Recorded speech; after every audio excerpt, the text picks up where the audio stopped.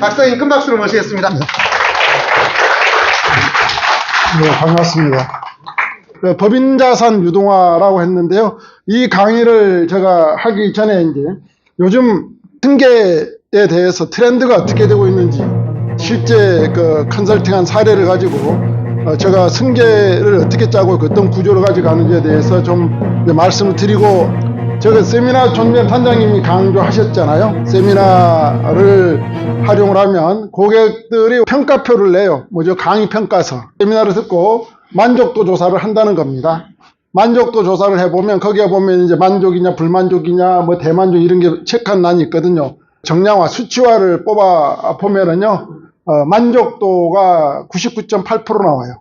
대표님 대상으로 세미나 만족도 조사하는 세미나는 유일하게 이상선이 진행하는 세미나가 유일하다는 겁니다. 그 말이 무엇일까요? 자신 있다는 겁니다. 대표님들한테 자신 있게 할 수 있다는 소리니까 과감하게 대표들한테 만족도 조사를 시키는 거예요.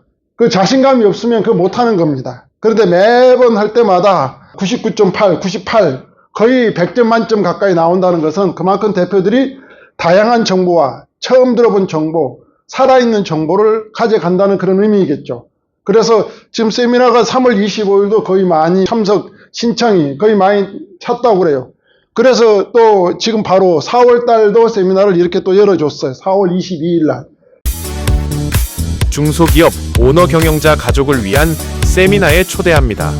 자산 승계 및 가업 승계 컨설팅 권위자인 이상선 박사 강의로 진행하는 프라이빗한 세미나로 매월 좌석이 조기에 마감되는 자산가 대표님들에게 인기 있는 세미나입니다.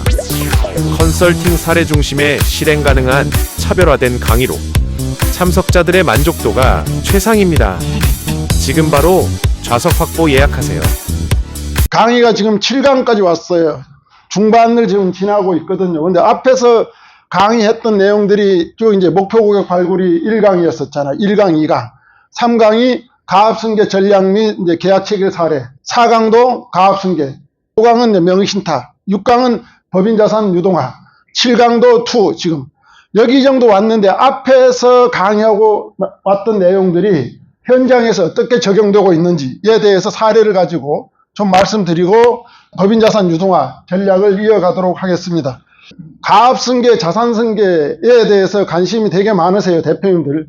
왜 많냐면 대표님들이 지금 현재 고령화가 많이 되다 보니까 우리나라에 그 자산을 많이 가고 있는 사람들이 연령대를 보면 주로 대부분 다 60대, 70대, 80대가 우리나라의 자산을 대부분 다 차지하고 있다고 그래요. 현금성 자산이든 부동산이든 뭐 유가증권이든 많이 차지하고, 그리고 대부분 다 이 자산가들이 이제 노령화되고 고령화되다 보니까 다음 세대로 이 자산을 이전해 줘야 되겠는데, 이전해 주다 보니까 거래 비용이 너무 많다는 거죠. 이 거래 비용이 뭐냐면 이제 조세 비용이나 여러 비용이 있겠죠. 리스크 비용이 너무 많다는 거죠.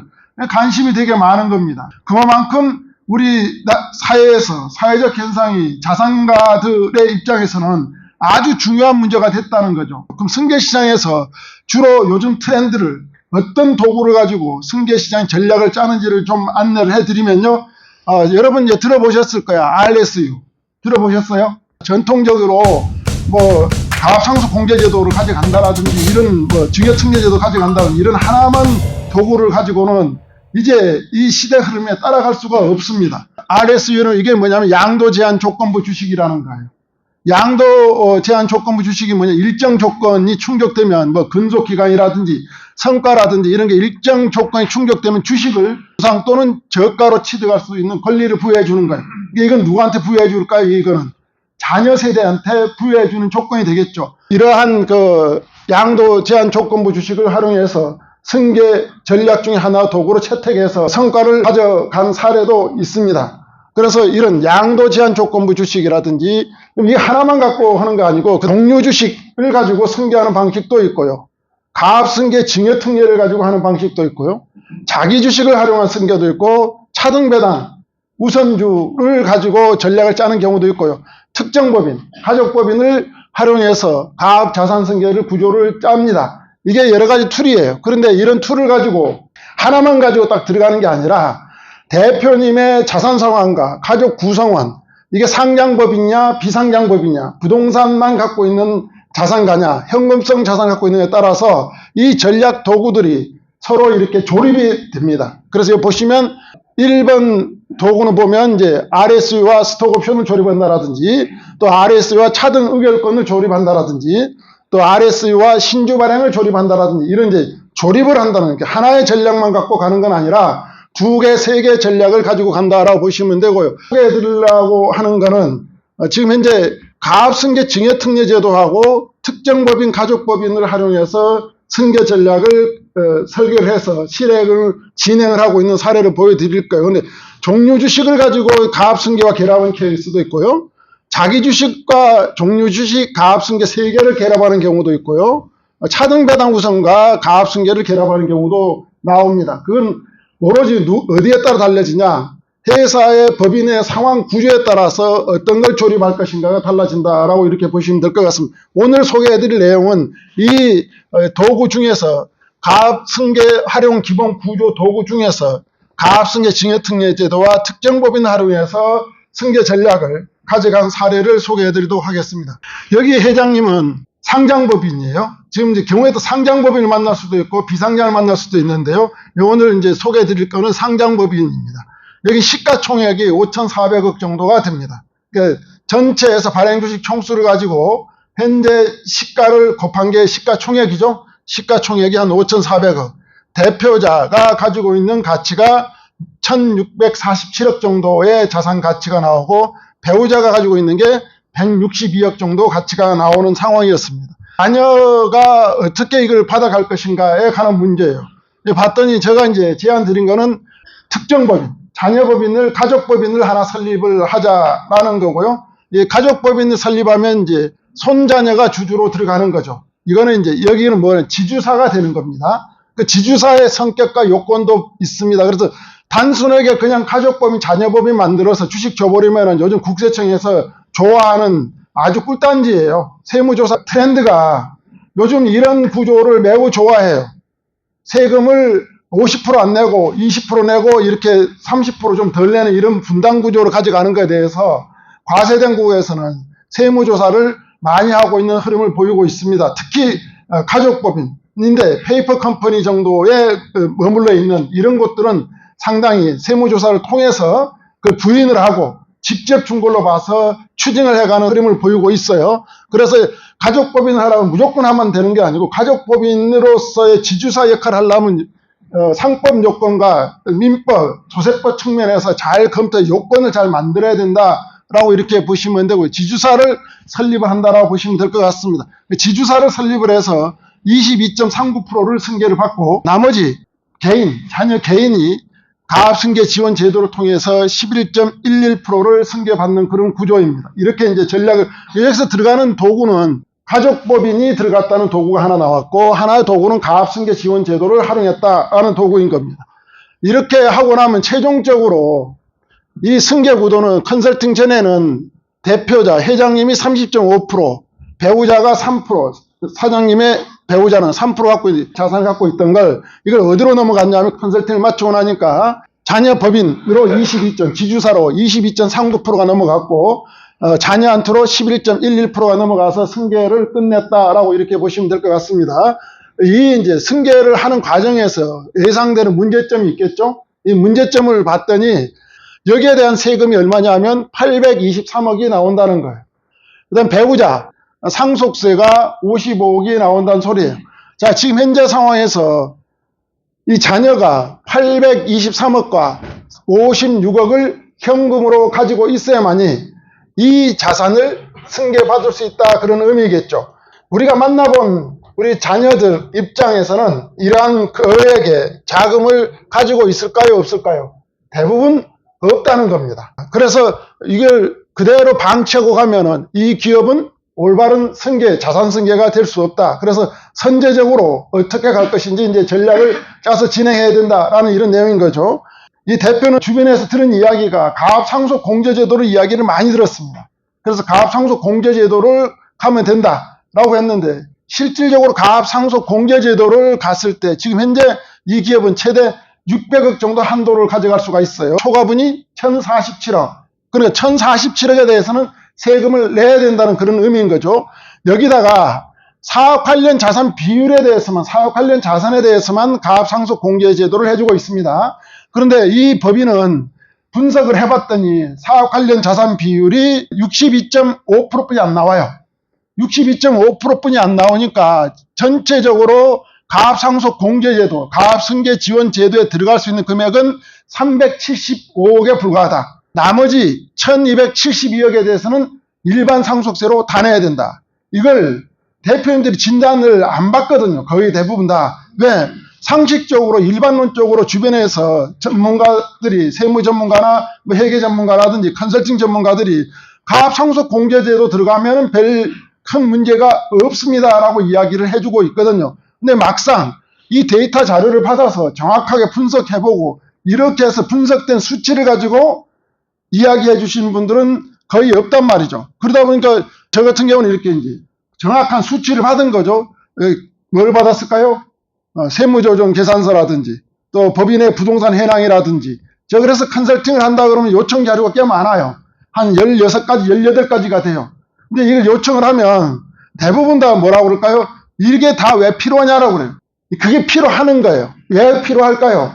우리가 병원에 가면은 의사가 제대로 된 이 사람이 어디가 아프고 어떻게 진단을 해서 처방을 내리고 아픈 곳을 잘 치료를 해주려고 그러면 누구와 대화가 잘 돼야 되냐, 누구로부터 정보를 최대한 많이 받아야 되냐면 그 환자로부터 의사는 최대한 정보를 많이 받아야 돼요.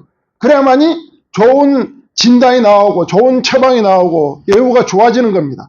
그런데 의사가 질문을 하는데 환자가 답을 안 해. 그것까지 알아야 돼요? 그럼 그 답을 충실히 해줘야 되잖아요. 근데 환자가 와가지고 그런 것까지 이야기해줘야 돼요? 그냥 대충 주세요. 그럼 올바른 진단이 나오냐는 거죠. 물어보는 것도 질문도 자료 요청하는 것도 컨설팅을 잘하고 역량 있는 사람이 자료를 잘 요청을 합니다. 의사들도 명의가 돼야만이 환자들한테 질문을 잘해요. 우리 컨설팅하는 영역도 마찬가지예요. 대충 자료 받아가지고 대충 자료 가지고 이야기해봐야 좋은 전략을 만들어낼 수 없다는 겁니다. 그래서 디테일한 자료를 많이 요구를 합니다. 왜냐하면 저는 많이 해봤고 국세청에서 무엇을 궁금해하고 어떻게 가야만이 절세 전략을 잘 가져갈 수 있는지 잘 알고 있기 때문에 거기에 맞춤으로 자료를 요청하는 거예요. 대개 보면 경우에 따라서는 한 30가지도 요청하는 경우도 있어요. 그럼 누가 이걸 싫어하냐? 회사에 있는 실무자들 싫어해요. 이거 뭐 많은 걸 이렇게 요청한다고. 그래서 대표자 회장한테 가가지고 이렇게 많은 자료를 줘야 됩니까? 그러니까 대표는 또 그래 맞지 뭐 또 전화가 와요. 이거 다 줘야 되냐고. 그렇지 않다. 반드시 좋은 요청 자료를 잘 제시를 해주면 좋은 결과값도 받아낼 수 있다라고 이렇게 보시면 되고요. 그래서 여기는 가압상속 공제 제도를 간다 하더라도 1272억 상속세 636억에 대해서 자녀가 준비해야 된다는 거죠. 배우자 지분은 가압상속 적용이 불가합니다. 이걸 이제 어떻게 가져갈 거냐 전략을 짰냐면 먼저 큰 그림이 나와줘야 돼요. 큰 그림이 나와줘야 그 다음에 세부 전략이 나오는 거죠. 자녀는 어떻게 받을 거냐면 첫 번째 가압승계 제도로 활용할 거니까 어차피 가압승계 지원 제도로 활용해서 사업 무관자산 비율이 매우 중요합니다. 사업 무관자산 비율이 지금 현재 62.5%라고 그랬어요. 이 62.5%를 재무구조 조정을 통해서 구조 변화를 통해서 보니까 사업 관련 자산 비율이 98.5%로 올라갑니다. 그러니까 대부분 다 600억을 다 공제를 받을 수 있는 구조로 재무구조를 바꿔준다는 그런 의미입니다. 회사의 재무 진단을 정확히 해야 되겠죠. 어떤 자산을 가지고 있는지 그 자산을 어떻게 변화시키면 사업 관련 자산 비중으로 끌어올릴 수 있을지에 대해서 구조 변화를 통해서 해봤더니 약 98.5% 대부분 다 600억의 제공이 가능하도록 이제 구조를 짜는 거고요. 두 번째로 이렇게 사업 관련 자산 비중을 최대한 높여놓은 상황에서 여기는 가압상속 공제 제도를 활용하는 게 아니라 사전 증여특례 제도로 활용하는 걸로 갔습니다. 왜냐하면 가압상속 공제 제도는 사장님이 회장님이 사망한 이후에 자녀가 선택할 수 있는 제도예요. 그럼 이 회사가 지금 현재 주가 가치가 회장님 생각에는 낮게 형성되어 있다라고 생각을 하고 있습니다. 근데 이게 조금 지나면 주가가 상당히 많이 올라가서 회장님이 예상하는 것은 시가총액이 지금 현재는 5,400억 정도 되는데 시가총액을 약 3조 정도를 보고 있어요. 자, 3조 정도로 본다는 소리는 몇 배가 올라간다는 소리예요? 5,403조로 간다는 소리는 5배 정도가 올라간다는 소리죠. 그러면 사망한 시점에서 상속가표가 얼마가 된다는 의미입니까? 5배니까 얼마입니까? 1조가 된다는 겁니다. 1조를 가지고 상속세를 다루기는 상당히 매우 버거워진다. 1조 중에 600억 가압상속 공제 들어가 봐야 1조에 대해서 5천억에 대해서 세금을 다뤄야 된다라는 것을 대화를 통해서 이 회장님이 인지를 했습니다.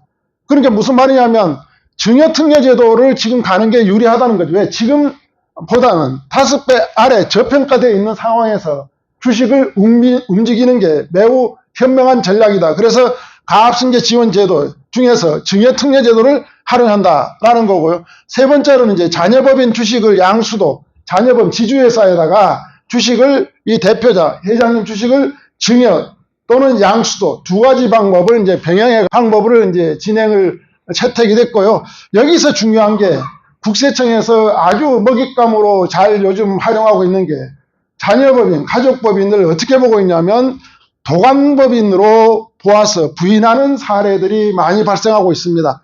도관법인이라 하면 무엇이냐면 아버지가 자녀한테 직접 증여를 했을 경우에는 50% 세금을 내고 예를 들면 200억을 준다고 가정했을 때 200억에 대한 세금 100억을 세금을 내야 되는데 중간에다가 가족법인을 끼워서 가족법인을 경유해서 자녀한테 이익이 가도록 설계를 한 경우에 이 법인을 도관법인으로 봅니다. 도관법인 도구에 불과하다. 무슨 도구? 세금을 회피하고 세금을 줄이기 위한 도구에 불과한 법인이다 라고 보아서 이건 도관법인. 그래서 이건 뭐 정상적인 법인으로 보지 않는 겁니다. 역할이 없는 법인이다. 오로지 급조된 법인, 어떤 용도로 세금을 회피할 용도로 설립된 법인으로 보아서 이 법인을 도관법인이라고 보아서 이 법인격을 무시를 하고 아버지가 자녀한테 직접 자산을 준 걸로 해서 세금을 걷어가는 그런 흐름을 요즘 보이고 있습니다. 그래서 이 지주사 역할을 자녀법인이 도관법인으로 부인되지 않도록 정비를 잘해야 된다. 도관법인으로 보는 사례가 있고 도관법인으로 보지 않는 사례들이 있습니다. 그래서 무조건 다 자녀법인, 특정법인을 활용하라 라고 하는 이제 컨설팅 흐름은 저물어 가고 있다. 국세청의 조사 흐름을 보면 지금 과거에 한 2, 3년 전에는 어디를 주로 많이 조사를 했냐면 이익소각 해놓은 데를 많이 잡았어요. 왜 이익소각 해놓은 데를 많이 잡았을까요? 그 과거에 5년, 4, 5년 동안 이익소각을 엄청나게 많이 했거든요. 그러니까 이제 국세청에서 그걸 보고 이 해놓은 데를 집중적으로 점검을 해 들어간 게 바로 이익소각 해놓은 데를 점검을 해서 거기에 대해서는 거의 이제 조사가 일단락이 됐어요. 그러고 나니까 이제 그 다음에 패턴이 뭐가 흘렀냐면 3, 4년 전부터 특정법인, 자녀법인, 가족법인 활용해서 승계 전략, 자산을 이전하고 이런 전략들을 이제 많이 진행됐거든요. 이제 국세청에서 무엇을 해야 될까요? 초점이 그 많이 해놓은 쪽에 이제 확인을 할 필요성이 있다 판단돼서 지금 작년도부터 그 분야에 대해서 체크를 하고 있는 흐름을 보이고 있고 이게 도관법인이 아니다라는 형식적 내용과 실질적 내용을 잘 정비를 하고 그렇게 활동을 했었어야만이 된다는 겁니다. 그래서 이런 전략을 짤 때도 이 국세청에서 이런 시각을 가지고 있다는 걸 알고 사전적으로 잘 정리를 해가야 된다라고 이렇게 보시면 되고요. 그 다음에 이제 세 번째 전략은 뭐냐면 상속 감자를 이렇게 가도 너무 금액이 크니까 많이 남아있으니까 전략을 가다가 보면 남아있는 금액이 있을 수밖에 없거든요. 이런 경우에 이제 상속 감자를 가자 보험금을 활용해서 보험금을 활용해서 상속 감자를 가자 주식은 이렇게 매일매일 변동이 되죠. 그래서 경제 상황이라든지 또 사회적 요건, 회사 내부 경영 상황에 따라서 주가 흐름은 이렇게 움직임이 있거든. 저평가됐을 때 타이밍을 잡아서 증여특례 제도를 진행을 하고 이 증여특례 제도를 하면 주식을 받은 자녀는 5년간 처분 금지 조항이 있습니다. 근데 5년 지나고 나면 주식을 자유롭게 처분이 가능해요. 대표 경영자 말에 의하면 시가총액이 5배 정도 올라갈 거라고 그랬었잖아요. 주식을 이동했으면 자녀가 받은 거죠. 똑같은 지분이라도 나중에 이게 5년, 6년 지나고 사후관리기간이 끝나고 난 이후에는 이게 받아놓은 금액이 얼마가 될 것 같아요? 이렇게 됐을 때 일부를 처분을 해서 현금화 시키고 그 자금을 가지고 다시 또 무엇을 한다고요? 아버지, 어머니 주식을 추가로 매수해 드리고 이제 이런 작업을 하는 이제 그 메커니즘을 보여드린 거다. 이제 배당금도 확보할 수 있고 이제 임원퇴직금은 유족보상제도가 안 돼 있어요. 여기 봤더니 그래서 주총 때 이제 안건으로 넣어서 임원퇴직금 규정과 임원유족보상제도에 대해서 안건을 넣어서 주총 승인을 받을 수 있도록 안내를 해드렸고요. 그리고 자녀가 근무하고 있었는데 자녀가 등기 임원이 아니었어요. 등기 임원이 아니어서 자녀도 각자 대표이사로 안건을 올려서 각자 대표이사로 취임을 하게끔 해서 그렇게 되면 뭐가 되죠? 자녀가 급여를 대표이사급에 준하는 급여를 받을 수 있기 때문에 이제 그런 정비 작업까지 같이 진행이 됐다. 이렇게 한 이유는 자녀가 상속세 50% 낼 것을 구조 변화를 시켜준 거죠. 어떻게? 손자녀 법인에서 법인세를 내주고 플러스 자녀가 증여세를 내주고 상속 감자를 통해서 법인 자금을 활용하는 전략으로 바꿔줬다. 특히 여기 손자녀로 손주가 들어가면 상당히 이제 좋은 효과도 있습니다. 그건 뒤에서 좀 말씀드릴게요. 여기 사전 증여특례 제도는 이렇게 된 거죠. 일단 이렇게 의사결정을 하기 위해서 이렇게 보여드리는 거예요. 대표님한테 자녀가 300만 주를 지금 증여특례 제도로 가게 되면 시가로 보면 466억을 지금 가져간다. 그럼 현재 회장은 이제 지분율이 21.95로 떨어지고 자녀 개인은 8.63%로 올라간다. 이렇게 됐을 때 왜 이걸 보여주냐? 세액을 뽑아봐야 되기 때문에 그렇습니다. 감당할 수 있는 세금이 얼마나 나온지를 정확히 뽑아줘야 되겠죠. 이렇게 갔을 때 이제 사업 관련 자산 비중이 제가 아까 62.5%뿐이 안 된다고 그랬어요. 왜 62.5%? 이걸 아까 제가 98%까지 끌어올리는 작업을 한다라고 말씀을 드렸어요. 62.5%이 데이터는 국세청에다가 제출하는 데이터 양식이에요. 이대로 다 뽑아보는 거예요. 실제로 회사 재무 구조를 분석을 통해서 이렇게 하고 나서 이게 구체적으로 왜 62.5%뿐이 안 나오냐라고 저한테 질문을 했어요. 그 회장님이 62.5%뿐이 안 나오는 이유가 바로 이것 때문에 그렇습니다. 회원권이 14억 정도가 있어요. 이거 사업 무관자산. 회원권이 뭐죠? 골프장 회원권이라든지 뭐 여러 가지 회원권이 있죠. 이게 사업 무관자산. 임대자산이 있는 경우도 사업 무관자산이고요. 그 다음에 단기 대여금, 또 장기 대여금이 한 207억 정도가 있어요. 이것도 사업 무관자산입니다. 가다보유 현금 5년 평균간 200% 초과되는 금액에 대해서도 21억이 나왔어요. 이것도 사업 무관자산. 영업활동과 관련 없는 주식, 채권, 금융상품, 단기예금이 160억, 종속기업에 대한 주식 투자가 45억에서 약 205억. 이런 것들을 다 반영하니까 사업 관련 자산 비중이 65% 정도에 불과하다. 그래서 이걸 어떻게 했다는 거예요? 조정을 했다는 거죠. 사업 관련 자산 비중으로 들어갈 수 있도록 재무 구조를 조정을 했다는 겁니다. 조정하기 전에 이 세액은 현재 상황에서 세액은 얼마냐면 증여특례로 갔을 때 124억이 나오는 겁니다. 근데 만일에 증여특례를 안 가고 일반 증여로 가면 225억이 들어가는 거죠. 이 차이에 대해서 100억 정도가 일단 초기 비용은 적게 들어가는 거예요. 근데 이거는 단점이라면 단점이죠. 단점이 뭐냐? 상속 시에 정산을 합니다. 상속세로 내줘야 된다는 게 단점이에요. 그런데 지금 현재 주가가 15,000원인데 15,000원에 정산을 하지 나중에 미래에 이 주가가 20만 원 간다 하더라도 20만 원으로 세액을 정산하는 거 아니니까 세액을 조기에 확정시키니까 상당히 매력적이다. 그리고 여기에 대해서 증여특례분은 44억이에요. 증여특례분 44억은 최대 15년간 분납이 가능합니다. 15년간 나눠서 44억을 내니까 회사에서 배당받아서 낼 수도 있고 그래서 이런 조건. 일반 분에 대해서는 80억에 대해서는 분납기간이 증여세에 대해서 분납기간이 최대 분납기간이 얼마죠? 기간이 5년입니다. 일반 똑같은 증여특례를 했는데 분납 신청을 했을 때 구분해서 하셔야 된다는 겁니다. 증여특례분은 15년 최대. 일반 증여분으로 사업 무관자산에 해당되는 거는 5년이다. 라고 이렇게 보시면 되고 290억이 나중에 상속세로 정산이 된다는 그런 의미예요. 290억이 상속세로 정산이 되는데 그 상속세를 계산해 봤더니 90억이에요. 그러니까 90억을 한 번 더 내야 되는 거예요. 사장님은 또 내야 되네 이렇게 생각할 수 있겠지만 지금 이걸 안 해놓으면 이게 얼마가 되냐면 아까 5배 59, 45, 450억으로 올라간다는 거죠. 거기를 이해를 하셨어요. 그래서 진행했고, 이것도 내기 싫다. 90억을 내기 싫다. 그럼 다시 가압 상속 공개로 들어가 버리면 이거는 빵원으로 나갈 수도 있어요. 근데 그 아들이 들어보더니 뭐라고 이야기하냐. 90억. 아니, 지금 주식 낮은 가격에 받아서 나중에 상속상에 왔을 때 그 주식에 몇 주만 팔아도 이거 다 되잖아요. 그 별 문제 안 되잖아요. 되게 빠르게 돌아가서 2세의 그 자녀가. 그래서 이거는 중요한 의사결정 요소가 아니다라고 본인들이 이야기를 해줬어요. 저는 경우의 수를 다 설명을 드렸지만, 이렇게 세액까지 다 뽑아 보여줍니다. 현재 기준으로. 이걸 이제 제가 재무구조 조정을 하니까 이렇게 바뀌죠. 98.5%로 올라갑니다. 사업 관련 자산 비율이. 이렇게 올라가니까 98.5%일 때를 조정을 하고 증여특례를 진행하면 세액이 어떻게 바뀌냐면 이렇게 바뀝니다. 증여특례분이 이제 많이 올라가죠. 77억, 일반 증여분은 1억 3천 정도로 올라갑니다. 그래서 전체에서 79억 정도가 되는 거죠. 그러면 아까 조정되기 전에는 세액이 전체가 얼마였어요? 여기 나왔어요. 124억이었어요. 124억이었어요. 조정하기 전에는, 재무구조 조정하기 전에는.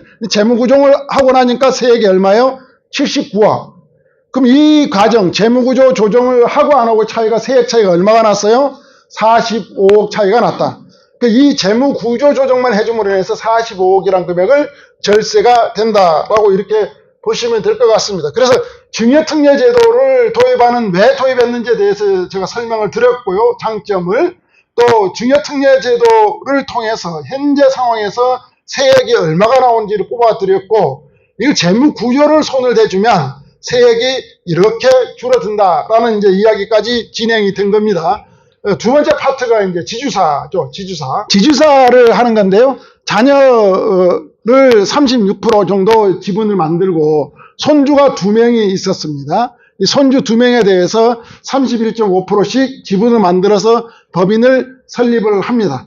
법인을 설립하는데 이 법인이 이제 어떤 형태로 갈 거냐가 매우 중요해요. 그래서 정관이라든지 법인 등기분 설립 당시부터 어떤 목적을 가지고 설립됐냐가 매우 중요합니다. 이 법인은 설립된 목적이 투자법인, 주식을 투자하는 법인, 지주사를 하는 법인, 추가한 게 뭐냐면 모법인에서 거래할 수 있는, 모법인에서 파생되는 거래할 수 있는 그런 내용이 있다고 그래서 모법인과 거래할 수 있는 그런 이제 목적사항을 가지고 법인이 설립이 된 겁니다. 그래서 여기서도 핵심 내용이 뭐냐면 국세청으로부터 도감법인으로 보아서 증여세 추징하는 경향이 있다라고 제가 말씀드리고 왔어요. 그걸 그렇게 가지 않도록 주의 깊게 다뤄야 된다. 그래서 이거는 전문가의 손길이 매우 이제 중요해진 파트다라고 이렇게 보여지고요. 이렇게 가면 이제 가수금, 여러분 많이 알고 있는 가수금 21억까지 1인당, 주주 1인당 무이자 대여가 가능하고요. 그 질문했어요. 그 회장님이. 자, 그러면 법인에는 1인 주주당 21억, 3인 주주니까 약 한 60억 정도 무이자 준다는 거는 많이 들었는데, 자녀는 얼마나 줄 수 있냐? 자녀는 1인당 얼마 줄 수 있어요? 무이자 차용해 줄 수 있어요? 개인 줬어요. 법인 말고 개인인 경우. 2억 1천 정도가 가능하죠. 2억 1,700 정도. 근데 2억 1,700 정도가 가능한데요. 이걸 질문한 이유가 이거였어요. 지금 우리 자녀가 집을 하나 살려고 그러는데 자금을 한 10억 정도가 부족하다라고 이야기를 해요. 그 자금 출처를 좀 만들어야 되겠는데 얼마를 빌려주면 괜찮냐고 이야기해서 제가 10억 정도 자금 출처를 만들어 드린 거예요. 어떻게 만들어졌냐? 지금 2억 1,700을 줄 수 있죠. 자녀한테. 이걸 부모 각각 줄 수가 있어요. 그럼 얼마요? 4억 3,400. 자, 이걸 며느리한테도 그렇게 줄 수가 있어요. 그럼 얼마요? 곱하기 2하니까 거의 9억. 자금 출처 나와버렸죠. 그 이야기를 회장님이 처음 들은 거예요. 이 가장 기본적인 기본인 건데 이것마저도 이야기해 주는 사람도 없고 너무 왜 그렇게 어렵게 가는지 모르겠다. 이거는 상식적으로 여러분이 충분히 이야기할 수 있는 그런 내용인 겁니다. 그럼 단 조건이 있어요. 부모로부터 각각 빌릴 수가 있는데 결국은 아버지가 준 돈이야. 아버지가 어머니 줘서 어머니를 경유해서 아들로 갔다 그러면 그건 안 되는 겁니다. 오로지 어머니 돈이고 아버지 돈인다고 가정했을 때 각각 빌려줄 수 있는 게 2억 1,700. 그리고 며느리한테도 빌려줄 수 있고 그러면 이렇게 빌려줘서 자금 출처로 만들어서 며느리 이름으로 그 해당되는 금액만큼 지분 등기 해주면 되는 거고요. 9분의 1 되면 9분의 1 등기 해주면 되는 거다. 라고 이렇게 해서 이제 무이자 차용 가능 금액까지도 이제 안내를 해줬다. 그리고 며느리한테 줄 때도 주의해야 될 게 며느리가 소득이 있어야 돼요. 차입금을 빌려주는 상환 여력도 없는 상태에서 빌려주면 증여로 봅니다. 주의해야 될 게 되게 많습니다. 그냥 제가 각각 4억 3천씩 줄 수 있다라고 이렇게만 이야기하니까 무조건 가가지고 대표들한테 4억 3천 둘이 해서 10억 정도 자금 출처 만들 수 있다라고 이야기하면 된다, 안 된다? 안 된다는 거예요. 구분해서 설명을 해야 된다. 며느리가 전업주부예요. 그럼 전업주부 이제 며느리가 결혼한 지 한 4년, 5년뿐이 안 됐어요.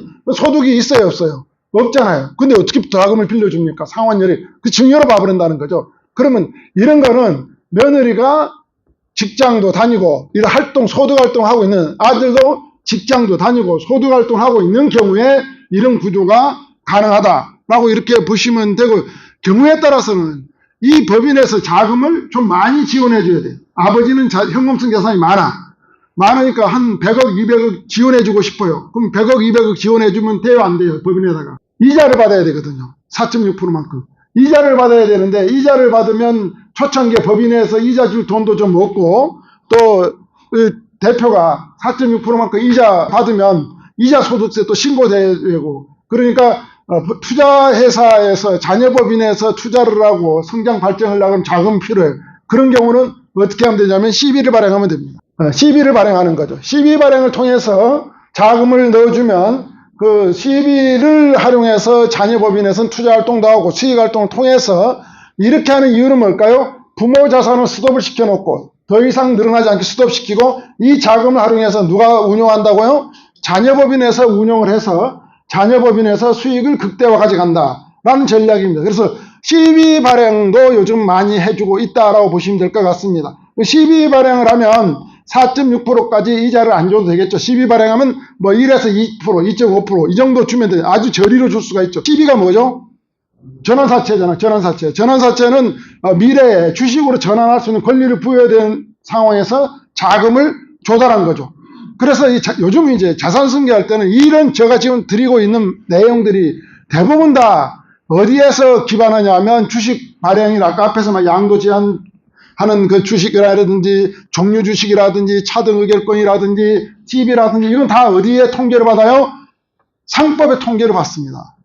상법을 이해를 못하면 컨설팅을 요즘 이제 못하는 시대로 접어들었어요. 그런데 대표인 주변에서는 대부분 다 뭐죠? 뭐 조세 전문가라든지 이렇게 한쪽 파트만 맡고 있는 사람으로만 조언을 받다 보니까 상당히 이제 대표님이 정보가 취약할 수밖에 없는 그런 현상이 노출되어 있다라고 보시면 돼요. CB를 요즘 많이 발행해서 자금 조달도 많이 하고, 근데 CB 발행을 하니까 무조건 발행하면 안 되고요. 그것도 이제 요건과 형식, 실질을 다 갖춰야 된다라고 보시면, 이렇게 가면 세대 생략 승계 효과가 있어요. 왜냐하면 손주를 주주로 넣었으니까 아버지가 지금 자녀한테 또 승계 비용을 내야 되고, 또 자녀가 손주한테 갈 때 승계 비용을 낼 건데 아예 주주로 손주가 들어와 버리니까 손주로 바로 넘어가는 효과가 있죠. 그러니까 세대 생략 승계 효과가 있다라고 이렇게 보시면 되고요. 두 번째, 이제 이렇게 법인이 설립됐잖아요. 지주사 역할을 할 법인이 설립이 됐어요. 지주사가. 첫 번째 파트가 주식을 증여하자는 겁니다. 주식을 증여. 누구 주식을? 회장님 주식을 증여한다. 주식 증여했을 때 세금 구조를 보여드려야 되겠죠. 어떻게 세금이 나오는지. 자녀법인의 주식을 16만 주 증여를 했을 경우에 전체에서 24억 정도가 입금, 무상으로 받았죠, 법인에서. 그래서 24억이 입금 산입이 되는 겁니다. 이 입금 산입에 대해서 법인세가 4억 9,700이 나오는 거예요. 이거는 이제 법인에서 법인세로 4억 9,700을 내준다라고 이렇게 보시면 되고요. 이렇게 하면 이제 주주들도 이익을 받거든요. 주주의 이익이 증가된 거거든요. 그걸 계산해 봤더니 주주 1인당 자녀는 세금이 1,650만 원. 손주는 6,300, 손주 두 번째 손주 6,300. 이거는 별 큰 금액이 아니다. 만일에 여기가 주주 증여 이익이 1억 미만인 경우에는 증여세가 없어요. 근데 여긴 규모가 크기 때문에 1억 미만으로 해서 어느 세월에 넘어가겠어요. 그래서 세금을 조금 내면서 넘기겠다는 판단. 근데 자산이 적은 경우는 주주 증여 이익이 해당되지 않도록 1억 미만으로 나올 수 있도록 설계를 해서 넘겨주면 법인세만 내고 안 낸다. 증여세는 안 낸다라고 보죠. 근데 여러분 들은 이야기는 그동안 뭐만 들었어요? 1억 미만으로 해서 주주 증여세가 안 나 법인세로 끝난다 이야기만 들었었잖아요. 그렇게 한 가지 방법만 가는 건 아니다. 자산 규모에 따라서 대표님의 가족 구성원 또 나이에 따라서 일부 세금을 내고 가는 경우도 엄청 더 많다라고 보시면 돼요. 세금을 안 내고 가는 경우보다는 일부를 내고 가는 경우가 더 많다라고 보시면, 거기도 여기도 이제 이렇게 구조를 된 겁니다. 이렇게 했을 때 이 세금은 언제 내냐? 지금 올해 또 2년 3월에 2년 3월, 내년 3월에 법인세를 내고 증여세는 언제 내냐? 2년 내년 6월에 증여세는 내도록 되어 있다. 그래서 전체적으로 법인세 4억 9,700, 자녀들이 손자녀가 내야 될 총 세액은 1억 4,200이 된다. 이 장점이 있겠죠. 장단점이, 자녀가 직접 증여를, 아버지가 직접 증여해 줬을 때 이 금액은 증여세를 얼마 내? 6억 3,900을 내줘야 돼요. 직접 냈을 때 그 6억 3,900은 누가 마련한다는 소리예요? 손자녀들이 주머니를 마련한다. 6억 3,900. 근데 6억 3,900을 자녀들이 마련하기가 쉬운 문제는 아니죠. 이걸 어디다가 던져주냐면 법인한테다가 던져준다라고 보죠. 그래서 법인세로 4억 9,700을 내고 손자녀가 1억 4,200을 내는 구조로 짜준다는. 그래서 전체 세액은 똑같아요. 그런데 납부 주체가 누가 되냐? 법인이 대부분 다 가져가고 일부를 개인, 손자녀 일부가 가져오니까 납부 주체 세액 분담 구조 측면에서 상당히 효과가 있는 전략이다. 그래서 자녀가 직접 증여했을 때 자녀 부담을 100% 하는데, 이걸 법인 증여 시에는 법인과 자녀와 세금을 분담하는 구조로 가져가기 때문에 자녀에 대한 세액 부담을 완전히 많이 줄여준 전략이다. 이게 주식 증여 전략이고요.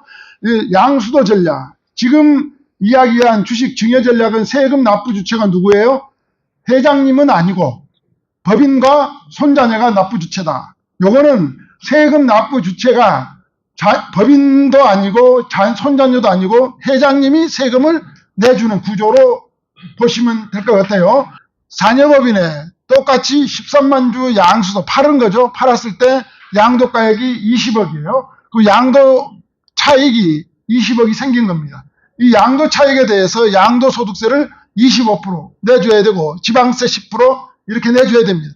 그럼 이렇게 해서 양도소득세를 누가 내냐면 회장님, 부모, 아버지가 내는 겁니다. 이렇게 내서 양도소득세 25%, 이거는 뭐냐, 분류과세예요. 종합소득세 합산도 안 되고 분류과세로 처리가 되기 때문에 전체 종합소득세보다 상당히 낮은 세율이기 때문에 효과적인 이제 전략이 될 수 있고, 또 그리고 세부담을 누구한테 지운다? 자녀 세대로 2세대한테 지우는 게 아니라 아버지 내가 그냥 25% 세금을 내고 주식을 승계한다라는 겁니다. 두 가지를 이제 병행을 한다라고 보시면 될 것 같습니다. 두 가지를. 그래서 양도소득세, 지방세 포함해서 27.5%를 아버지인 회장이 내주고, 이 전략은 앞에서 소개해드린 증여 전략은 법인하고 손자녀가 내준 전략이 병행을 했다라고 이렇게 보시면 될 것 같습니다.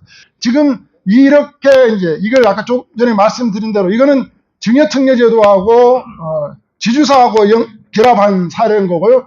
또 증여특례제도와 종류주식을 결합한 사례도 있고요. 증여특례제도와 차등 의결권을 이제 결합한 사례도 있고, 결합한 사례들이 많이 있는데, 오늘은 이제 지주사와 가압승계 증여특례제도를 결합한 사례를 말씀드린 겁니다. 상장법인이든 비상장법인이든 규모가 큰 기업은 결합을 해서 가는 거고, 규모가 좀 적은 기업은 결합하지 않고 단일 도구만 갖고도 정리가 가능할 때도 많이 있다. 그래서 기업 규모에 따라서 정리하는 방법이, 승계 정리하는 방법이 달라진다라고 이렇게 보시면 될 거예요. 그러니까 우리는 기업이 크든 적든 모두 다 우리 컨설팅 영역이다라고 이렇게 보시면 될 것 같습니다.